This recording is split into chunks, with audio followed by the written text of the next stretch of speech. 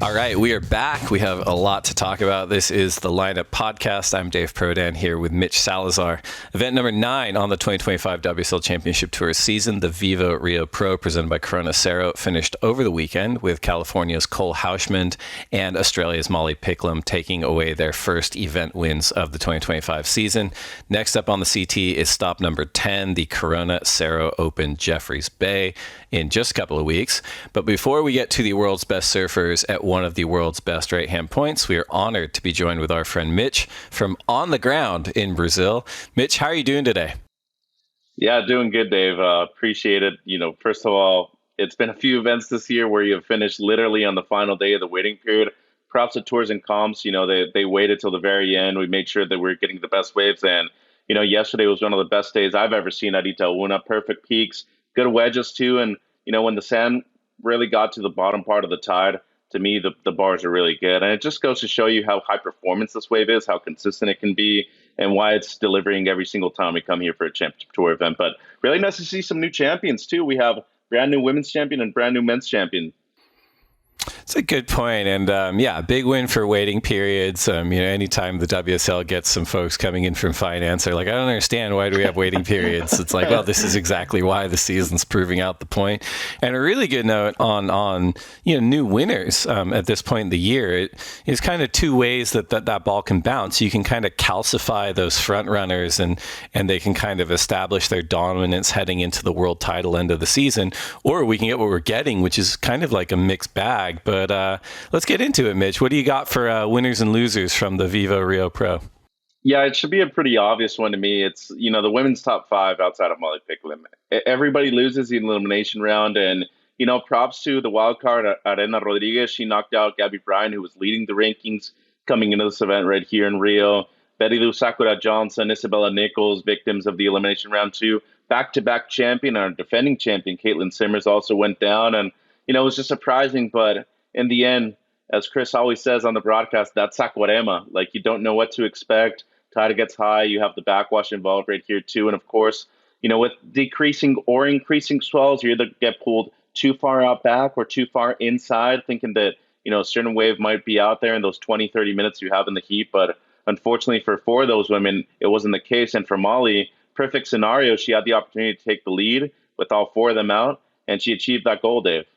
Yeah, it's a good point. With only 2 regular seasons left now before the Lexus WSL finals in Fiji, the first loser for me out of Rio was really anyone who lost ground in the top 10. On the women's side, you had Lakey Peterson. She lost 2 positions from 8th to 10th. Admittedly, she was an outside chance at the final 5, but really seemed to be on a roll ahead of Rio. And then on the men's side, you had 2-time world champion Filipe Toledo. He dropped from 8th to 9th. Italy's Leonardo Fioravanti dropped from 10th to 11th. And Baron Mamiya, one-time rankings frontrunner this season, dropped out of the top 5, currently sits 8th. Baron, as we spoke about the last time, he was part of that cursed heat against Kelly Slater at Trestles. He beats Kelly, but he tweaks his knee in the process. He can't finish the event. He starts rehabbing immediately. And if you think about how gnarly Baron is at left-hand reef breaks, like Cloud Break, you can imagine he's eyeing this year as a very, very strong shot at his world title. Unfortunately, it didn't look great for him in Rio. We'll see if he can improve for Jeffreys Bay. Luckily for him, he is a monster in Tahiti, so there is still a chance. But yeah, those are my first losers coming out of Rio. And just to, add something to Baron right there too, say you don't get the result you want in J-Bay, you probably can't push off the way you're looking to. I've actually been dealing with an injury myself on the hip for the last month, and had a couple of surfs down here and in Saquarema. One day was really big, but at that point, I'd already done some PT with a couple of the sports therapists down here, Flor and Noni. They did an amazing job, but it's not a guarantee that it's going to work within the next few days, a week, 2 weeks down the line. It's a process, and for Baron, yeah, J-Bay might not be the opportunity, but in Tahiti, if it's big or if it's just barreling, there's really no performance surfing that you need to do. It's less stress on your body, less movement, and of course, you're picking a straight line the entire time. So hopefully he gets to that point where he just, needs to be looking for a semi or a final. And I think once again, he's really proved this year that he's a world title contender, and I would love to see him compete at the Lexus WSL finals come Fiji. Second loser right here, and I think it's, something that we touch on every single time we come down to Rio. It's really the diversity and how difficult it is to read the forecast right here in Saquarema. It changes every single day. You probably have 4 seasons within an hour, tides, waves, and of course, the wind is a big factor right here too. So as soon as it gets a certain size and it becomes choppy, it's either too dangerous or the backwash makes it even more difficult. So once again, props to tours and comps. But I think it's just a testament of why this event is so important for the schedule on tour, because this one and Peniche are the only two beach breaks on tour. And to be considered the very best, especially in the calendar year, you have to be able to prove yourselves at locations like this.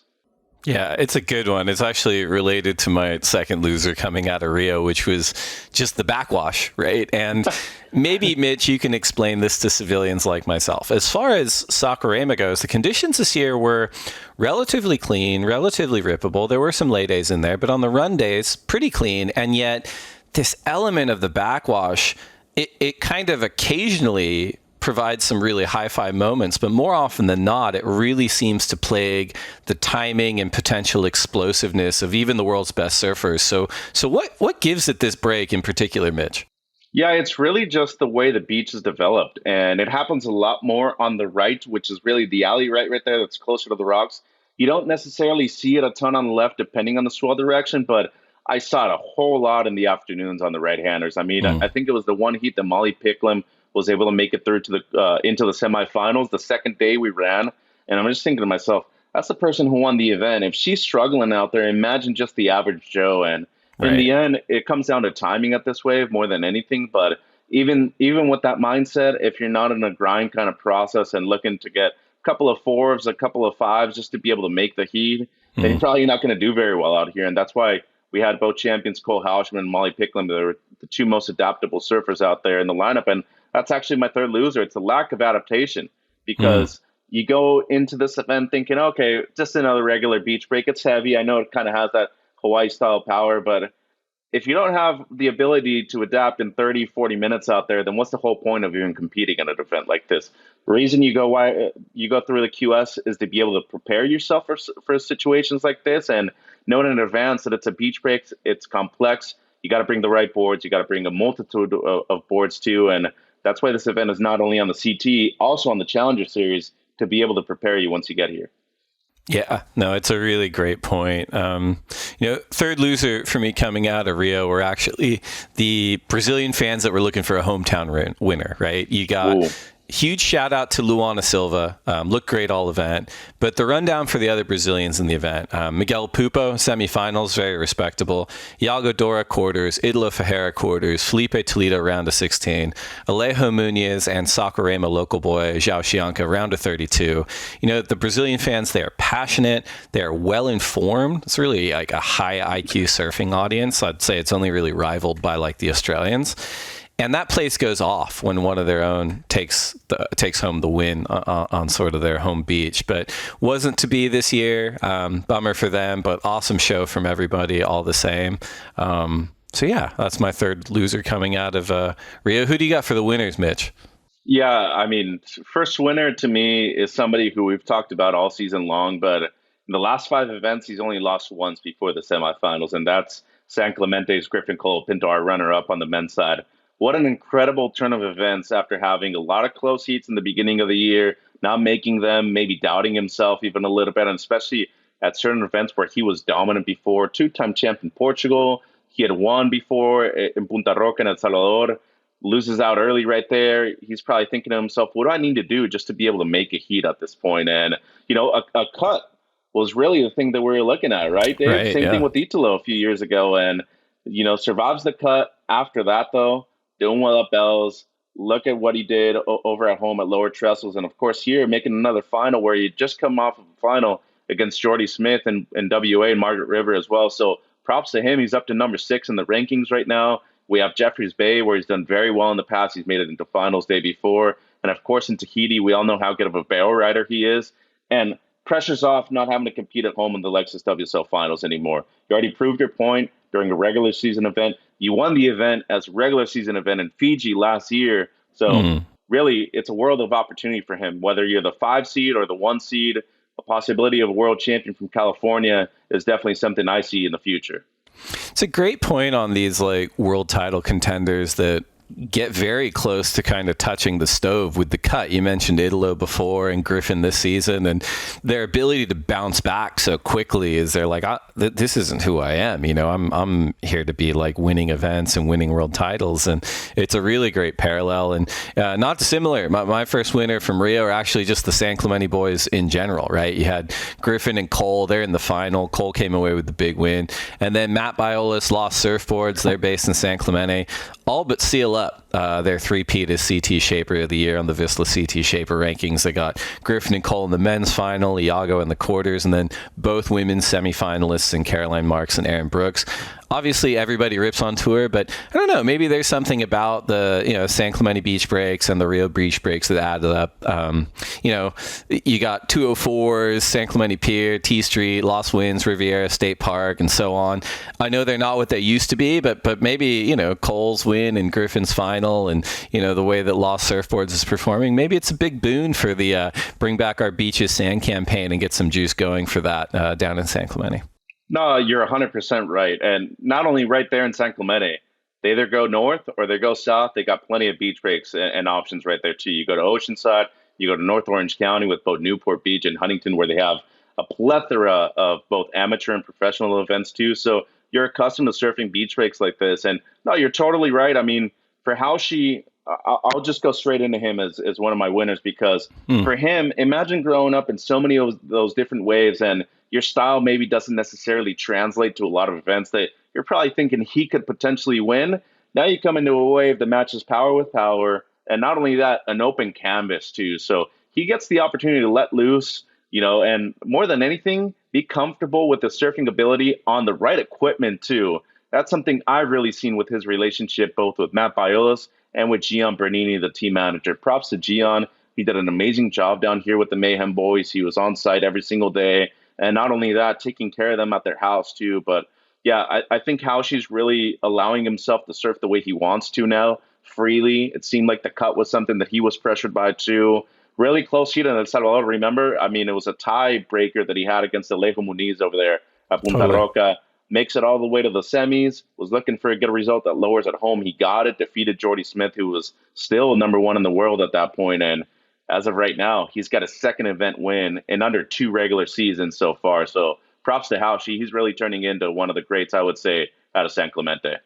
Yeah, it's a great one. And I mean, currently rated 12th on the rankings. As you mentioned, a little bit of a sleepy start to the year for him, was sort of touching the stove on the cutoff, but he's ranked 12th. He's got Jeffreys Bay coming up. I'm looking forward to seeing him surf there. Tahiti, great tube rider. Yeah, I mean, it's not inconceivable that he could crack the top 5 and then be a real danger man out at Cloudbreak. He has such a different approach to the tour. He has such unique tools, and I think the judges really respond to that when he's on. And you know what's crazy about it too? I remember talking to our head judge, Lodi Pereira, a few years ago, right before Cole qualified, and it was like, dude, I'm having trouble scoring this guy because it just seems like he places the board so well, but I don't know if his timing is off or something. Right. But it's the amount of spray that he always has that maybe misguides people. I just think that a lot of times for power surfers, and I was talking to Jordy Smith about this the other day, to be able to be a guy that big and place your board in the pocket at the right time is so extremely difficult. And the only people that can really acknowledge that are people the same size as you. So props to him. He's finding his feet on tour, and it takes a while, as we all know. But in second year, not many people can say that they've already won 2 events on tour. Interesting. Another goofy footer, Wiggly Dantas comes to mind. His timing and placement and spray was like out of control on tour, to the point where surfers were complaining about his scores because that was just like... That's a good one. Yeah. Second winner for me, maybe somewhat controversial. I may get like a sternly worded email about it, but in the immortal words of Inglorious Bastards is Lieutenant Aldo Rain. I've been chewed out before. Second winner for me were actually Australia's Huey Vaughan and Maui's Matt Miola, surfers who, number one, were not in the event, although Huey's brother Joel is and is in the hunting for Rookie of the Year. And number two, they're not and have never been on the championship tour. However, during the lay days in Rio, the Swatch Nines event was running in Waco, Texas, and holy shit, Huey and Matt went crazy in the pool. And not only did they go crazy, but they really commanded the attention and praise of the world's best surfers, CT standouts, world champions, global media, and beyond. So it's not a put down to the Rio event, but I think when something like Huey and Matt's performances do what they did in the surfing world and beyond, it's worth calling out. So they're my second winner coming out of the last couple of weeks. It's coincided actually a couple of times this year. I think they did Staff High in Japan. We had a lay day in one of the Australian events, and people get motivation out of that. I mean, you have a lay day, it's a surf comp, and especially in a controlled environment like a pool, you know you're going to see incredible stuff. So, yeah, really astounding. I mean, Huey Vaughan's been a contender to be in the Pro Junior World Championships a few years in a row. He got injured literally days before we started the event in the Philippines this year, but look at him now. I mean, he's no doubt going to be there at the end of this year. And props to Matt Mayola, too. The fact that his body is still sustaining everything that well over nearly 2 decades of surfing this way is just mind-blowing. And I think it just goes to show you how much we've progressed both in technology to prevent injuries, but where technology has brought us with surfboards and fins, too. So, yeah, those two guys definitely deserve their flowers. And if it weren't for people like that, we probably wouldn't have the performances we have in the 30, 40 minutes that we see on the Championship Tour within a heat. You know, yeah, Joel, totally. I think they play off of one another really well. 100%. There's one is non-existent without the other, and I'm gonna die on that hill right there because I truly feel that if it's not for that extra motivation that you get from seeing something that inspires you, you probably wouldn't go out there and try yourself. So yeah, props to those guys for sure, and props to this woman too. My third winner is the event champion, first time she's ever won outside of Hawaii, and it's Molly Picklum. And the most impressive thing about it was that she knew that there was an opportunity to capitalize on, the loss of all 4 women in the top 5 outside of her. She did it. She's now leading the rankings where she's been a runner-up at JBay before. And we all know how good she is in terms of barrel riding. Some people call her the best barrel rider on the female tour. And I probably agree with that. So the seeding right now for the Lexus WSL finals on the women's side is going to be really interesting because there's such a huge gap. 1, 2, and 3 in comparison to 4 and 5. Those 3 are a lock, but in which position are they going to end up come September or late August over there in Fiji? So I'm interested. We've never seen Molly really be higher than a 4 seed in the finals before. I think she would do amazingly well if she's 1 or 2 personally. I can't argue with it. Molly's my third winner as well. First CT win, as you mentioned, outside of Hawaii. First CT win since Sunset Beach 2024, so it's been a minute. She's been super consistent all year. 3 semifinal finishes, 2 runner-ups, and now this win. She's on top of the rankings, and I would argue that this particular win's hitting at the right time of the season, right? We've got 2 more regular season events before Fiji. She's in pole position. She's got a taste for winning right now. So I wouldn't be surprised if she went on a bit of a run here before the finals to cement that number 1 spot. And as you mentioned, Mitch, going into the WSL finals as the number 1 seed versus the number 4 seed, radically different. As you pointed out, she's arguably one of the best tube riders on the planet, especially on her backhand. I'm really looking forward to seeing what she does this season. Yeah, and I mean, just an example given last year, Katie had been one of the 4 or 5 seeds in 2023. First year on tour, she garnered experience from that moment right there. But coming in next year, she already had the experience of competing in the finals once. And now being the 1 seed, she had an opportunity to surf 3 matches against Caroline Marks, who had just been world champion the year before. So there's absolutely nothing to lose and everything to gain from an opportunity like this. And I think not only is she deserving of it, she's also showed the consistency this year in comparison to the previous years too, where she hadn't won an event in the back end of the season either. She only won at Sunset before this. So props to her. She's obviously evolving, and with the help of Fletcher in her corner too, I feel like they've been doing some great work in the offseason. It's a great point. Well, that's it for winners and losers from the Vivo Rio Pro presented by Corona Cero. We're going to take a quick break to get a word in from our sponsors. And when we come back, we're going to talk surfboards. All right, welcome back to the Lineup Podcast. I'm Dave Prodan here with Mitch Salazar. It is time to discuss where we're at on the 2025 Vissla CT Shaper Rankings. Shaper ranking! We're into our third season. Quick reminder of how we calculate the rankings. It is a combined ranking, men's and women's. We count all surfers finishing in the quarterfinals or better. The shapers receive the same rankings points that correlate to their respective surfer finishes. Higher the surfer finishes, the more points that shaper receives. We've been tracking the Vissla CT shaper rankings from CT1 at Pipeline. We will do it all the way through the next two events in Tahiti.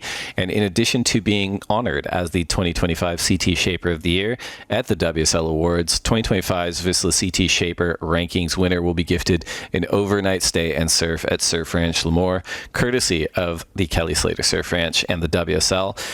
Well, we mentioned it already. It feels like Matt Biolas and Lost Surfboards out of San Clemente, California, they're walking into their three-peat of CT Shaper of the Year over these next couple of events. Still not mathematically locked, but that might happen after this next event.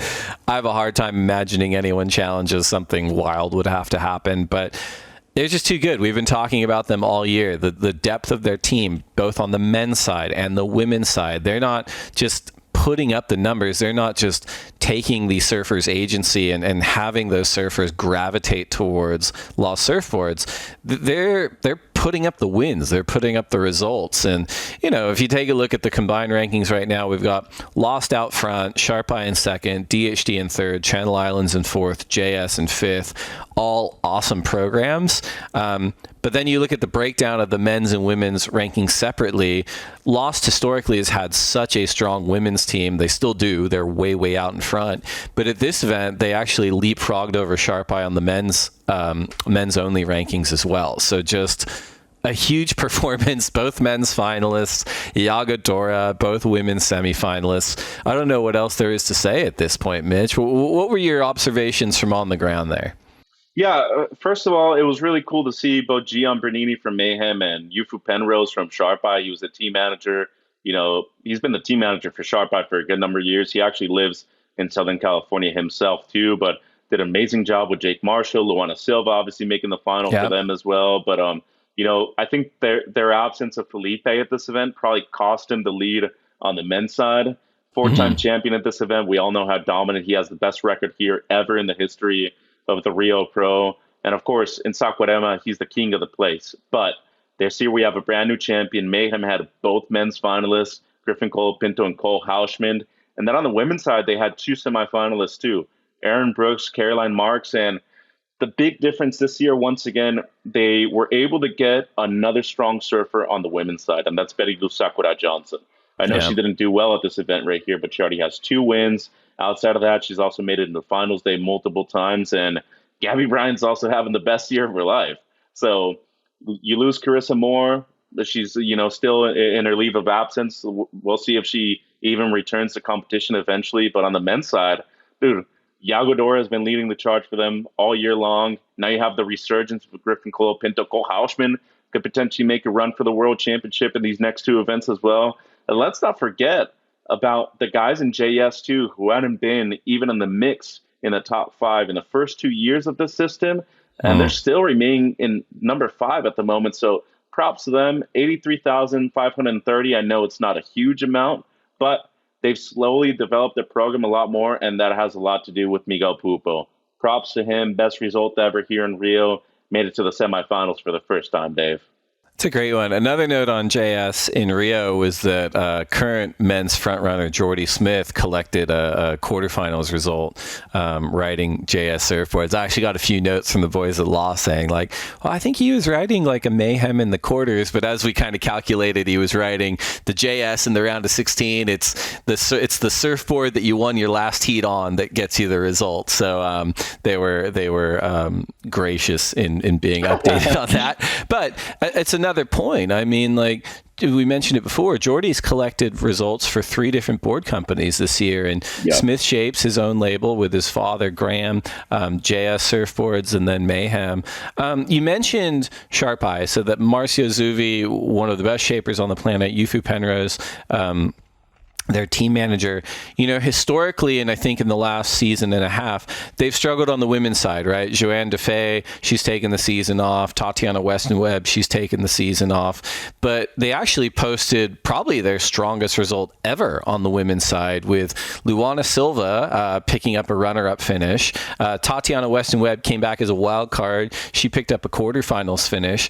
And then the other wild card, Arena Rodriguez, also a Sharp Eye team rider. So that balance really played out for them as well. One thing I was noticing while watching, Mitch, and I'm curious if this was the actual case with you being on the ground, is, similar to when we talked about the equipment choices at the other beach break on tour at Super Tubos and Peniche, it felt like everyone was fairly conservative in their choices. They were just going with the standard polyurethane thruster setup. I didn't see a ton of variance, but I'm curious if you noticed anything from being on the ground there.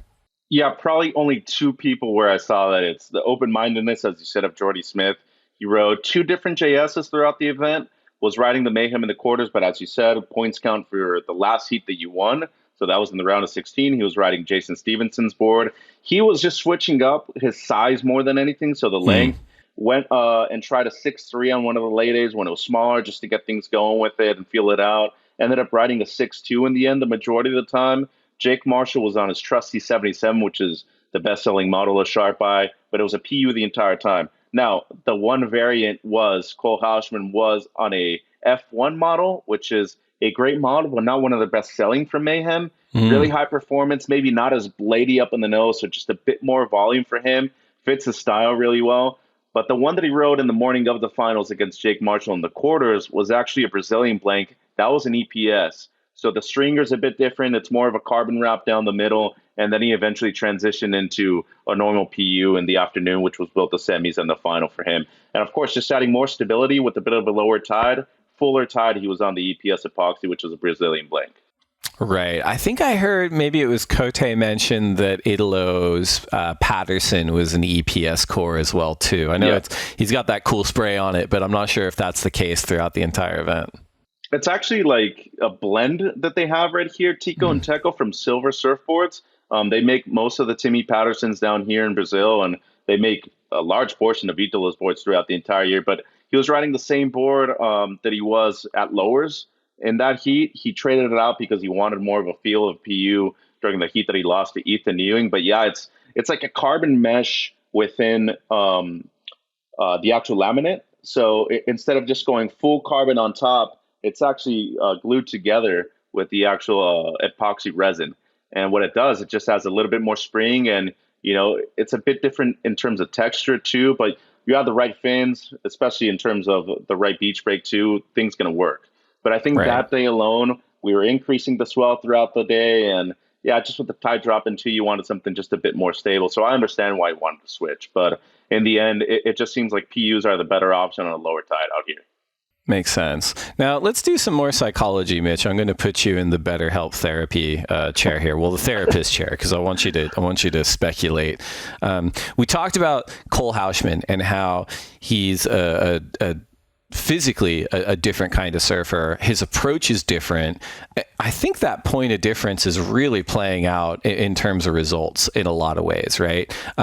He rode a slightly different construction in the morning, you mentioned, but I'm just curious, like at a beach break like Itauna, we talked about the backwash on the higher tide. We talked about how that does plague timing. It does create a little bit of like nursing a surfer's turns, but like if point of difference and different lines is really scoring well, like why aren't we seeing just a little bit more experimentation at beach breaks like that? Is it because that backwash and maybe that uncertainty kind of it pushes everyone more towards the most familiar piece of equipment they have? I'm just curious because I feel like anytime you see them free surfing something that looks a little different, you're like, man, that would have to be a great score even in those conditions. Right. I think, and it's a valid question and a great one too, Dave. Thank you for asking that, because I probably feel like a lot of amateur surfers online probably think to themselves like, why can't I surf that way? 90% of the time. But I think it all just comes down to trusting yourself. And for Cole, I noticed that a lot in the way he carries himself. Brings the chest out, has that swagger, cool demeanor about him. But at this point, after the cut, you shouldn't really care about winning or losing those close heats anymore. It's like, prove your point. If you're one of the best surfers in the world, you got to be able to demonstrate in any type of surf. And it, of course, when it comes to a beach break that changes multiple times a day too, you got to be adaptable, especially in a finals day situation where you're probably going to surf 3 different times in completely different conditions. The one thing I will say about Cole, he's definitely one of those guys that has maintained the same fin the entire time. I've seen him both on the Challenger and the CT. John Tech Flex the entire time. Something really stiff that holds, but he does experiment a good amount with the big rig, the F1, the driver 3.0. I know they're probably close to releasing the driver 4.0. And of course, probably the most adaptable board on the market, the sub driver. And that tends to be a board that you always have to have one of them in your quiver. Now, when it comes to competing, putting on the rash guard, there was one heat in particular against Kanoa that won him the event. He had an 8, and the backup was a 9. He scoured the lineup for about 10 minutes to be able to better the backup. Not a single wave came through, but to me, that just proved resiliency and ways to adjust in the moment. Psychology is one thing, but more than anything, trusting yourself and having that confidence in both your equipment and what your abilities are. And yeah, of course, the board has a lot to do with it. I think it just comes down to the surfer in those big moments. I appreciate that insight, Mitch. And before we move off of the board talk, very happy that you're getting your hip worked on down there. Water's warm. The waves do look like a lot of fun. What were you riding yourself down there? Yeah, I brought kind of some beater boards per se, just because I know that this wave has a lot of power. If it snaps, it's okay. I'm cool with it. That's the whole reason why I brought them down. Retro Tripper with a good little wing in the back tail of it too. Worked amazing the big day that we had out here. I surfed with Joe, and he was on his Timmy Patterson. It was a 2+1. But yeah, me personally, the Retro Tripper is something that I brought to both Portugal and here, and knowing that it's a beach break changes quite a bit. Works really well with power. And I did have a Subdriver 2.0 in Lightspeed material, which is one of their EPS epoxy constructions with a carbon down the middle. I really like it. Works well when it's small, handles when it's big too. And that actually, I bought that off of the rack at Mayhem. So that one actually has FCS fins in it. I ride the MF larges in that, and the other one I was just riding a really good Mayhem template of larges from Futures. But yeah, it changes so much down here. You just want a board that's versatile, you know. But in the end, beach break, you know it's going to be fun, and you're going to be able to get a few sessions in when you're down here for the event. But what about you, Dave? I know Cali's been warm still, and I'm looking forward to get back home and surfing in trunks too. It's it's warm south of Point Magoo. It's still pretty frosty up here, Ventura County. And yeah, I think what Wade Goodall call it, like Sunday surfing, like where he would like break out the log or break out the mid length. I think every day is like Sunday for me up here. But I've been just been cruising. I've been surfing my little guy, so I've been riding like a. Geez, at this point, it's like 15 years old. Still goes great, but it's like it's a Hayden Shapes. He did a collab with Alex Nost a long time ago. It's like, wow. Yeah, it's like a 9.2. So yeah, I've just been cruising at the point breaks with my little guy, and it's nice. It's nice just to like stand up and like trim and go as long as you can. But yeah, I think I have like a mid-twin coming from CI, and then a better every day. I got to follow up on that. But yeah, better looking forward to doing some wiggles before long. Yeah, no, I feel like what they've been releasing so far this year, I have the OG puddle jumper, which is the very first version, but just a bit more refined right now, which I left in California because I didn't want anything to happen to it. Just in transition from like the airport and stuff like that, I was like, that thing's brand new. I've ridden a few times. I don't want anything to happen to it. But that has a 5-fin option. And to be perfectly fair, Californians, we don't need a whole big quiver. You might need just 1 or 2 boards throughout the entire summer just to have fun. So always have something like that in your pocket. And I feel like Round Nose Fish is a perfectly good option. As you said, you have the Mod Quad now too. And CI has an incredible board coming out called the Better Every Day that I know you're waiting for, which is, to me, one of the most high-performance shortboards and adaptable shortboards on the market. I am waiting on it. Yeah, and shout out on the puddle jumper. I think former CT stalwart Kalohe Andino released like a little clip on Instagram the other day. I think the waves are like 4 inches, and he is tearing the things apart. So that board looks insane. So yeah, congrats to all the board builders. Congrats to Lost, of course, and we'll do a formal congrats here maybe as soon as the end of Jeffreys Bay on their 3-peat. unless something wild happens. But yeah, thanks to Vissla, thanks to all the board builders around the world, and not just the shapers, but the team managers, the sanders, the glassers, everyone that puts so much effort into building the world's best surfboards for the world's best surfers. We're going to take another break to get a word in from our sponsors, and when we come back, we will talk fantasy, answer listener questions, and we'll get out of here. All right, everybody, welcome back to the Lineup Podcast. I am your part-time co-host, Mitchell Salazar, and that is the Great Dave Prodan. Let's talk fantasy. This year, the Lineup Pod is running a CT fantasy contest. We'll be playing all season long and awarding the overall top 3 fantasy winners at the end of the season with gift cards at the WSL store valuing $50 to $150. Update on fantasy rankings, Dave, post-Rio in our Lineup Fantasy Mega League. Our winner of the event is Daniel 11. 12, 21, 11 points. Number 2 coming in at Snake 5, 1204, 29 points. LAMP probably stands for something. He comes in at number 3, 1198.3. Jeffro 01 at number 4, 1197.15. Really close between number 3 and 4, by the way. And Dingoes. We all love some Dingoes at number 5, 1196.60. But our overall rankings, Dave, they have changed. Joey Pepperoni gets dropped down to second place because Dane Gurr moves up to first. 65.03.58. He's leading. Pepperoni's down to second. 64.27.11. LAMP. Wow. They're up to number 3 in the overall. 64.05.76. Perry Nara at number 4. 63.92.03. And Anthony Pittelcow at number 5 at the moment. He dropped 2 spots since lower. Still in the top 5, though. Very respectable. 63.26.88. All right, Dave, give it to me. Power surfer, and how did your team do post-Rio? I feel like I'm constantly in the middle of our little Lineup Podcast Mega League, right down the median, which is pretty good. As I'm reflective of our audience. Okay. I finished 533 in the event. Overall in the league, I'm 557, so that's pretty close. On the women's side, Tier A, I went with Katie Simmers. I was hoping for a three-peat. So did I. She got dumped in the elimination round, so that didn't go super great. Tier B did all right. I went with both the Mayhem team riders, Caroline Marks and Erin Brooks. Semifinal finishes for them. That was pretty respectable. And then Tier C, I went with Luana Silva. Seemed like an easy one. Like her partner, Zhao Xianca, he lives in Saquarema. She's been on a heater, and yeah, she really performed. I went with the finals. What did you do on the women's side? And then we'll go into the men's. I had Katie. Yep. Of course, back-to-back champion. I was expecting at least a semi right here. I had Lakey Peterson. She works with Leandro Dora. I was having high hopes, especially the way she's been surfing lately. Has a wave-starved heat against Erin Brooks. I got friendly fire in the quarters. I had Erin also, Tier B. She made it to the semis. Good result for her. Props to Erin, by the way. Sneaky rookie year. And she's doing well. I'm really stoked. No world champion probably, but I really like what I'm seeing. And I had Tati. I had to go with Tati. Was looking forward to seeing her surf, and Caroline just outclassed her in the quarterfinals. Props to Caroline, though. She gets another good result. She's just outside of the top 5. Now, let's go men's. Tier A, power surfer. Who'd you have, Dave?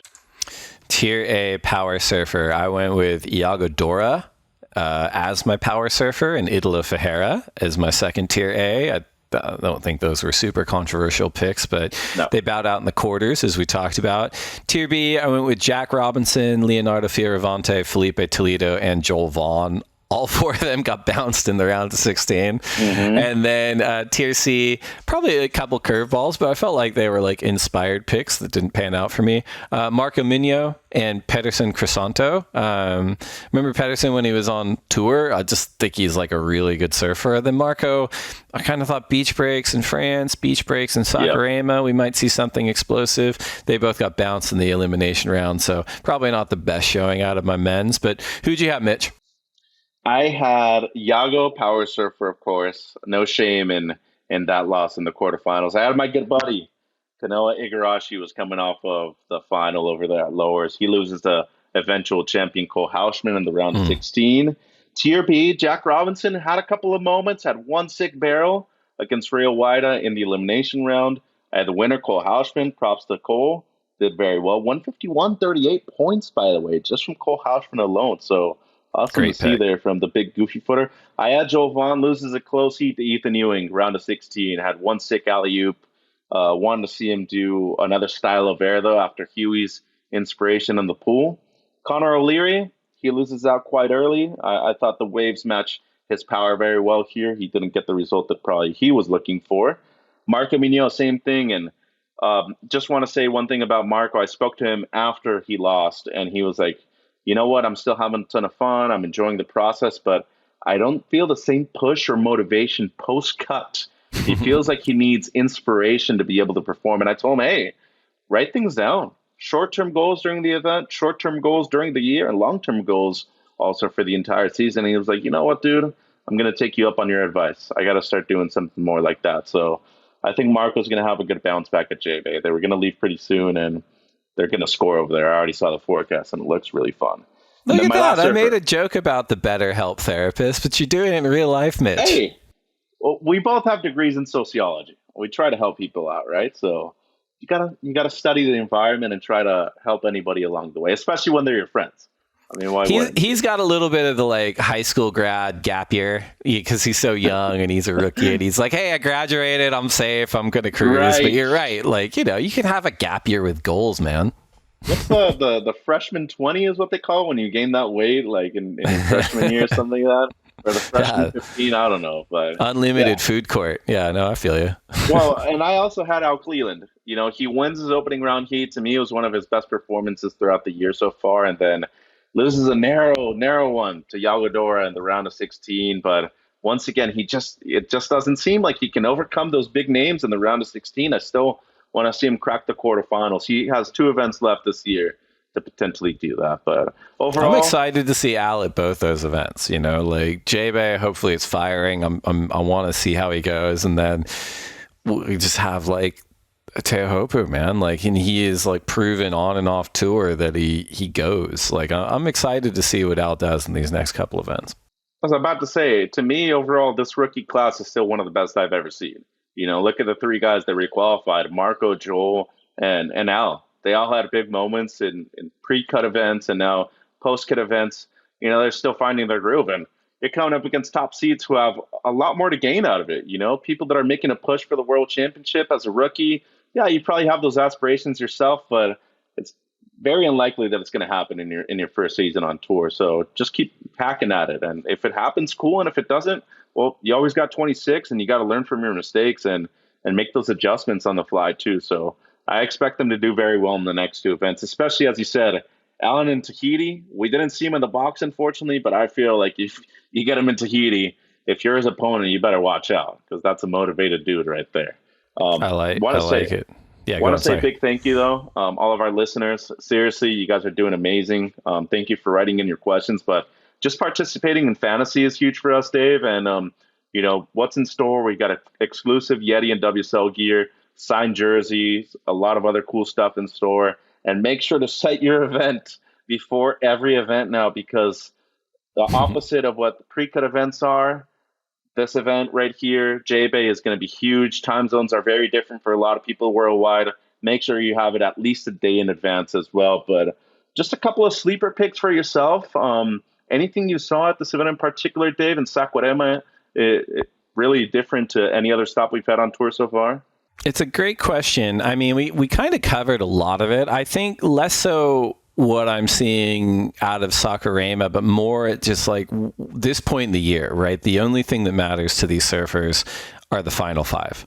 And if you look at that cutoff on the men's and women's side, we'll start with the women's. We mentioned Molly Picklum. She's in the front runner spot. You know, unofficial lineup team rider, Gabby Bryan. She's number 2. Reigning world champ, Katie Simmers, number 3. Betty Luce Johnson, number 4. Isabella Nichols, number 5. 6, 7, and 8 on the women's side are really gnarly. You got Caroline Marks. She had a great event in Rio. Tyler Wright, 2-time women's world champ.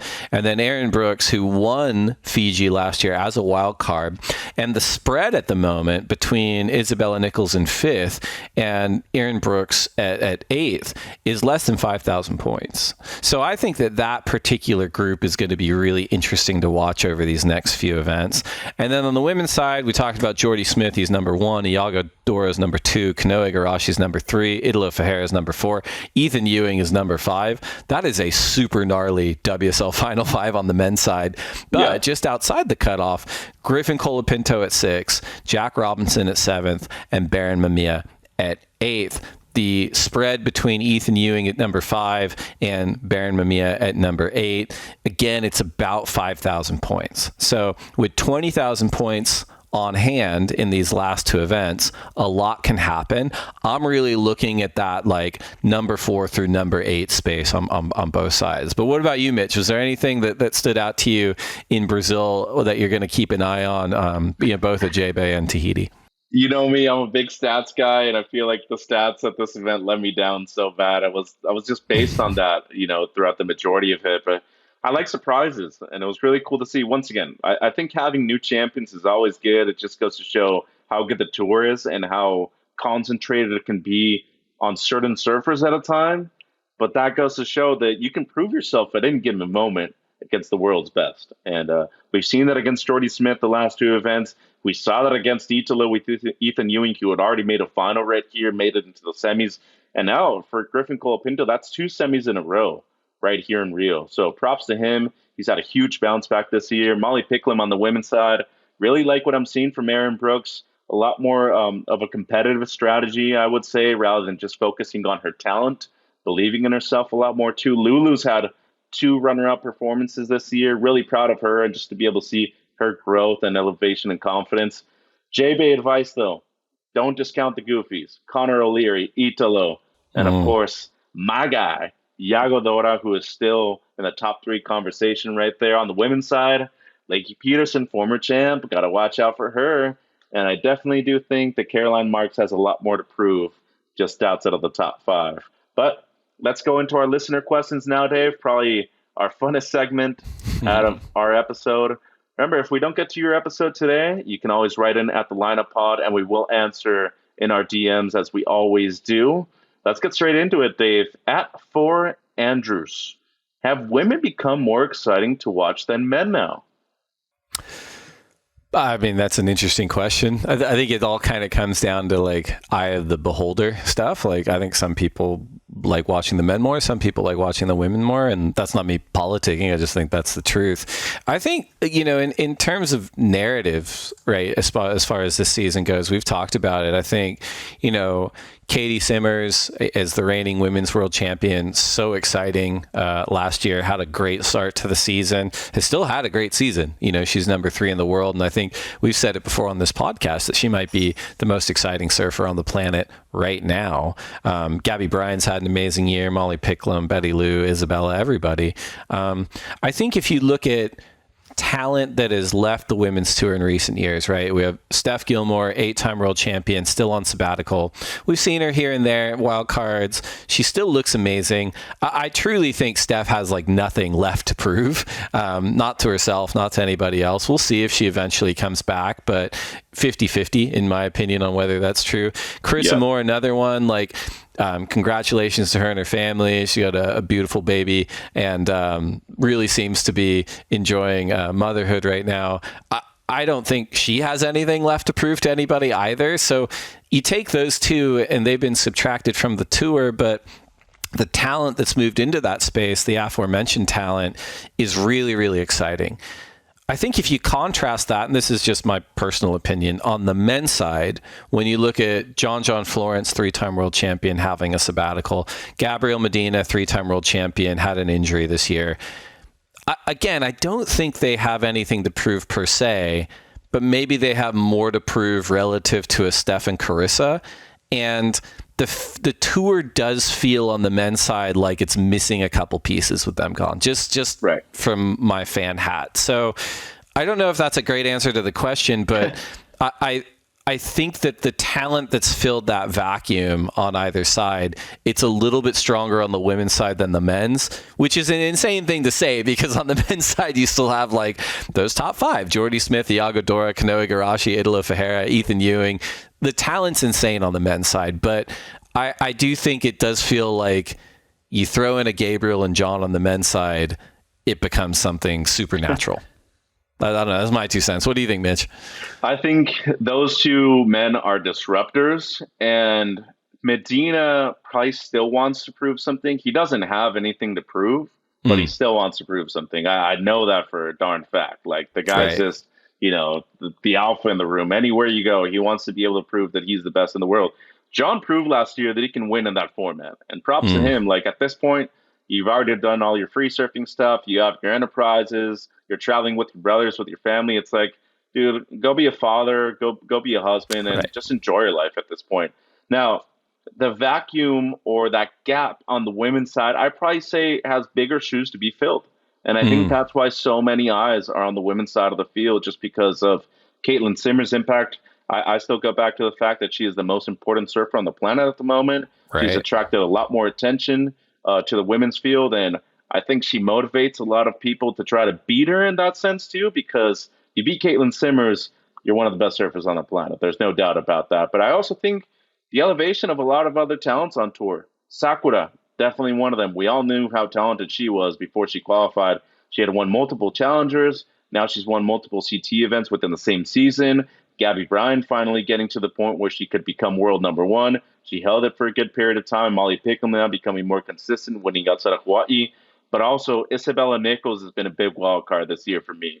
She's won an event. She's made multiple finals, still within the top five at the moment. And people aren't, distracted about the fact that she might not be the best surfer going left on tour, but she does know how to surf left and she knows how to win heats.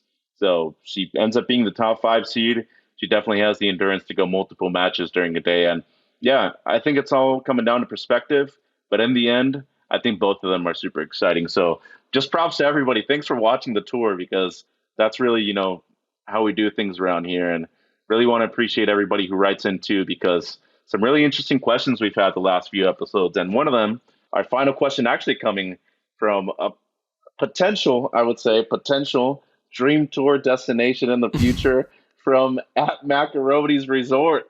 Even these guys are listeners, Dave. When are you running a contest in Macaronis, best high performance wave in the world? I mean, it doesn't surprise me that they're listeners. I think before we could even discuss this, I think we should be doing like a lineup podcast residency Oh, at the please. resort I'm to ready. flesh everything out. It's a great question. I think Macaronis is sort of like universally regarded as perhaps the most high performance wave on the planet. I mean, you're going back the last couple of weeks, an old clip of Dane Reynolds from the original Chapter 11 movie surfaced of him just annihilating the place, like surfing so beautifully, on his backhand, like barrels, floaters, airs, combos, huge power turns, just beautiful lines. I've had the good fortune to surf there a few times. It is an unbelievable wave, and it's not a new idea. I remember Neil Ridgway at Rip Curl back when they started doing the search events in the mid 2000s. It was on the list, and it's a good question. Like, I think it goes back to kind of the answer we just had, where it's like these variety of factors that go into determining whether or not we can run an event. Like, can we get permitting? Is there infrastructure to broadcast it and stream it live to the world? Like, where are the surfers staying? Is there sponsorship? Is there, these events are very, very expensive to run safely and to run in a way that the world can enjoy them, with a high quality broadcast, and to run in a way where the surfers are motivated to perform, prize money, etc. So, I'll go back to my original point. We're welcome to come and check out the resort whenever you guys are ready. I would love to see an event at Macaronis before my time at the WSL's finished. Look, if you need a sparring partner, just ask. I'll go with you any day of the week and twice on Sunday too, Dave. You don't have to twist my arm about going to Macaronis. But you know what's so funny? I hadn't even seen this question just before, up until we started recording. And I was thinking to myself, dude, you know how many talks we have just amongst our friends and coworkers to be able to talk about like possible finals destinations and where you'd have like a perfect event. I had dinner with Joe and Christy and we were just talking about if you could have one wave on tour be a permanent one, especially a left, which would you have? The three of us actually said Macaronis, just because it holds size. It can be surfed when it's a bit smaller too. It barrels, it's rippable, it's a high performance wave, and it works on basically any kind of wind. So I'm always down to go. I mean, if somebody pops up the money, I think we're having an event there in the future. Yeah, two comments on that too. Like, it is amazing with like how special surfing is to everyone, how unique it is to everyone, that by and large the consensus is that Macaronis is the most high performance wave on the planet. Like, you would think with like how like strong of an opinion every single surfer on the planet has about everything, that everyone's sort of congregated around this idea, and for good reason. And secondly, as far as us going, I cannot think of a more nightmarish scenario than being at Macaronis with the world's best surfers. Like, it's like there are some lineups where, if we ever end up in a situation where, look, the only place to surf is the contest area, I do my best to like stay out of the way and just pick up the scraps. In fairness, the scraps on the championship tour, you can eat very well with them. Yeah, you can. At Macaronis, I don't think a single crumb would go unsurfed if you had the world's best surfers there. So it's a venue I love going to. I love surfing. It's a venue I would not want to be at live, but would love to watch. So it's thanks, Macaronis Resort. We love you guys. And thanks to all the listeners that wrote in. And I guess that's it. That's the podcast. So, Mitch, thanks so much for making the time. Thanks to everyone at the Viva Rio Pro presented by Corona Cero. Safe travels to wherever you're off to next, buddy. And everyone check out the Bolito Challenger Series events going on this week, and the World's Best Surfers will be back on in a couple weeks at the Corona Cero Open Jeffreys Bay. See you guys soon.